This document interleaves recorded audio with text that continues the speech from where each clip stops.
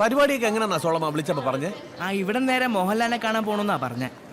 വരുന്നു എവിടെ വരുന്നു മാത്തുക്കുട്ടി മാത്തുക്കുട്ടി എവിടെ? ഒന്ന് മാറിക്കേ മാറിക്കേ മാറിക്കേ. കൊറേ നേരം ആയോടാ വെയിറ്റ് ചെയ്യുന്നത്? ഓ ഇല്ല, വന്നാട്ടെ. വണ്ടിയുണ്ടോ? ആനന്ദിന് ഇപ്പൊ സ്വന്തം വണ്ടിയാ. മാത്തുക്കുട്ടി തിരികെ പോകുന്നത് വരെ വണ്ടി ഫ്രീ ആയിട്ട് ഇട്ടിരിക്കുവാന്ന്. ഇതൊന്ന് ഊരി വെക്കട്ടെ. അവിടത്തെ മുടിഞ്ഞ തണുപ്പിൽ നീ ചൂടത്ത് വന്ന് ഇറങ്ങുമ്പോ എന്നാ സുഖവാ. അപ്പൊ നേരെ പോവാന്നോ ലാലേട്ടനെ കാണാൻ? അതൊരു മുറിയെടുത്തൊന്ന് ഫ്രഷ് ആയിട്ടോ. ഓ അതെ, വേണമെങ്കിൽ ഇന്ത്യൻ മരുന്ന് രണ്ടെണ്ണം അടിക്കാം ഒരു ധൈര്യത്തിന്. ഇയാള് ധ്യാനം കൂടാൻ പോയെന്നാരോ പറഞ്ഞല്ലോ വെള്ളമടി നിർത്താൻ. കേട്ടത് ശരിയല്ല. വേളാങ്കണ്ണി പോയി പ്രാർത്ഥിച്ചു, വെള്ളമടി മുട്ടിക്കല്ലേ. അത് കൊള്ളാമല്ലോ. എങ്ങനെയുണ്ട് നിന്റെ വാദ്യം? അങ്ങനെ പോകുന്നു. ആന്നോ? വന്നാട്ടെ വന്നാട്ടെ, വണ്ടി റെഡി. ഓ നല്ല ഭാരമാ. എന്നൊക്കെ പറഞ്ഞാലും നമ്മുടെ നാട് സ്വർഗമാണ്. നീയൊക്കെ ഭാഗ്യവാന്മാരെ. വല്ലപ്പോഴും വിസിറ്റിന് വരണം. നിങ്ങൾക്ക് അതൊക്കെ പറയാം. ഇവിടെ പഴച്ചു പോണല്ലേ. അടവ് 18 പഠിച്ചിരിക്കണം എന്റെ മാത്തുക്കുട്ടി.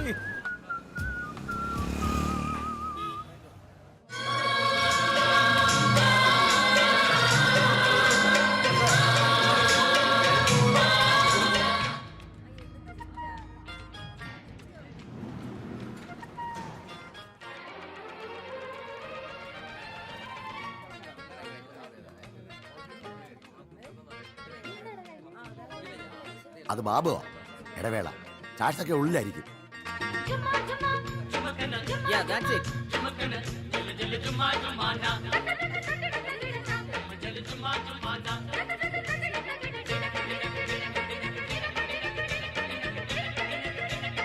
രാമായണക്കാട്ടെ. അതാ കേൾക്കുന്നില്ല, ഞാൻ പുറത്തു പറയാ. ശ്രുതി സാർ ഏത്?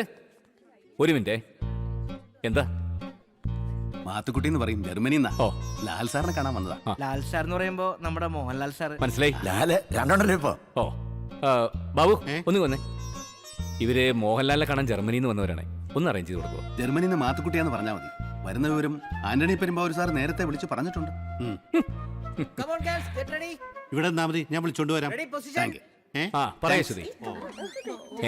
സാർ ഒരു ഫോട്ടോ എടുത്തോ. ഇല്ലില്ല, റിഹേഴ്സൽ ക്യാമ്പ്. ഇവിടെ ഫോട്ടോ എടുക്കാൻ പറ്റില്ല. മനസ്സിലായി? വേണ്ടെങ്കിൽ വേണ്ട. കണ്ണനും ചെക്ക് എവിടെ? അല്ല പഠിക്കാനേ വിളിക്കണ്ട. ഞാൻ നിൽക്കുന്ന ആളാ. ഹലോ സാറേ, പെരുമ്പാവൂർ സാർ പറഞ്ഞ ഞാൻ മാത്തുക്കുട്ടി. ഇവര് നാട്ടിലുള്ള ഫ്രണ്ട്സാ. ഇത് അമ്പാൻ. Hello hello. ഇത് സോളം. അയ്യോ, കാണുന്ന തടിയൊക്കെ ഉള്ളൂ. ആള് കൊച്ചു ചേർക്കനാ. അതുകൊണ്ട് എന്താ? തടി കൊണ്ട് എന്താ കുഴപ്പം? നല്ല തടിയെന്നല്ലേ പറയാറ്, ചീത്ത തടിയെന്ന് ആരും പറയാറില്ലല്ലോ. കമോൺ, അങ്ങോട്ടിരിക്കാം.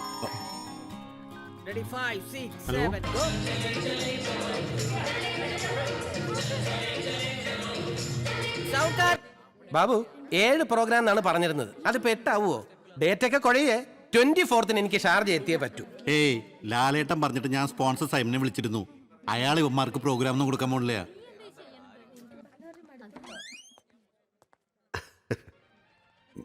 മാത്തുക്കുട്ടി,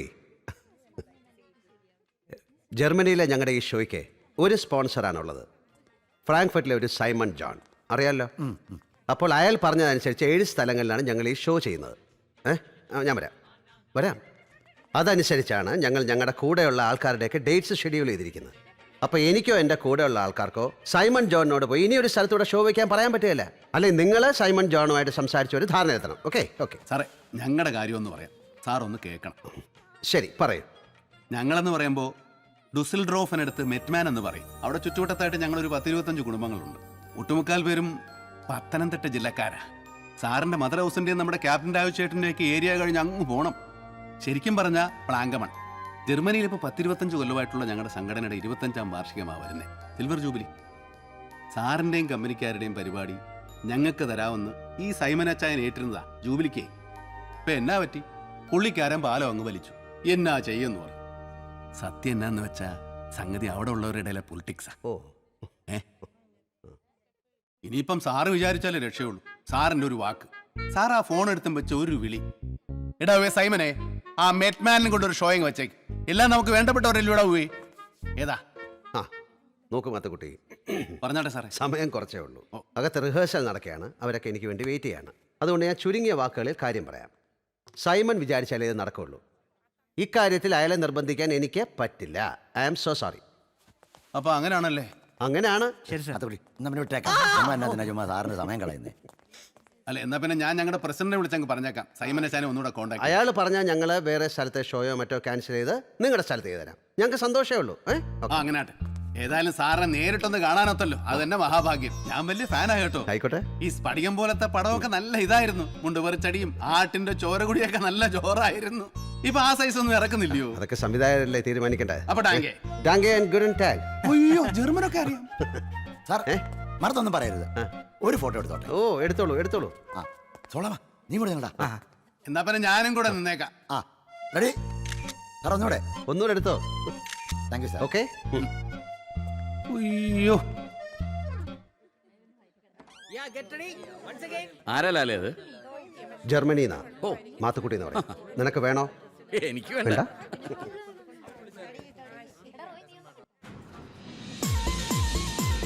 ആ ഞാൻ ലിഫ്റ്റിലായിരുന്നു. എന്താ പറ, ഞാനിവിടെ ലാലിന്റെ ഷോയുടെ റിഹേഴ്സൽ സ്ഥലത്ത് ചുമ്മാ വന്നതാ. ഇറങ്ങിയിട്ട് വിളിക്കാം.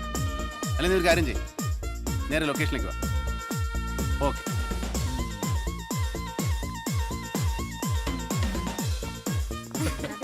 സുരേഷ് ഹായ് മമ്മുക്ക. നമസ്കാരം. ഇത് ഞാനൊന്ന് മുട്ടി നോക്കിയാലോ? എന്നാ മതി കുട്ടി. ഓ മുടിഞ്ഞ ജാടയാന്നാ പറയുന്നേ. നമുക്ക് അങ്ങ് പോയേക്കാന്നേ. ഇനിയിപ്പോ പ്രസിഡന്റിനോട് എന്നാ പറയുമെന്നാ.